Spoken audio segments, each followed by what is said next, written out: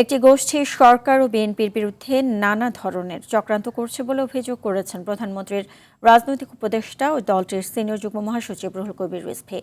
বিরোধী দলকে ষড়যন্ত্রের পথ পরিহার করে গঠনমূলক সমালোচনা করার আহ্বান জানান তিনি। সকালে নয়াপল্টনে কেন্দ্রীয় কার্যালয়ে সংবাদ সম্মেলনে তিনি এসব কথা বলেন। এ সময় রিজভী জানান, বিএনপির প্রতিষ্ঠাতা ও সাবেক রাষ্ট্রপতি জিয়াউর রহমানের শাহাদাত বার্ষিকী উপলক্ষে শনিবার সকাল 11টায় জিয়াউর রহমানের সমাধিতে প্রধানমন্ত্রী তারেক রহমানের নেতৃত্বে শ্রদ্ধা নিবেদন করবে দলটি। এরপর ঢাকা মহানগর উত্তর ও দক্ষিণের বেশ কয়েকটি স্থানে বস্ত্র ও খাদ্য বিতরণ কর্মসূচিতে যোগ দেবেন প্রধানমন্ত্রী।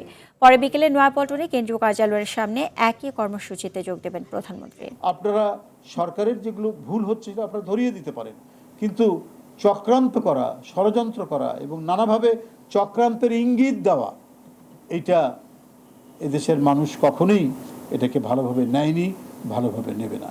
যারা বিরোধী দলে দায়িত্ব পালন করছেন তারা দায়িত্বশীল ভূমিকা পালন করবেন, কিন্তু যদি কোনো বৃহত্তর চক্রান্তের নীল নকশার অংশ হন সেটি হবে দেশের জন্য, রাষ্ট্রের জন্য বিপজ্জনক।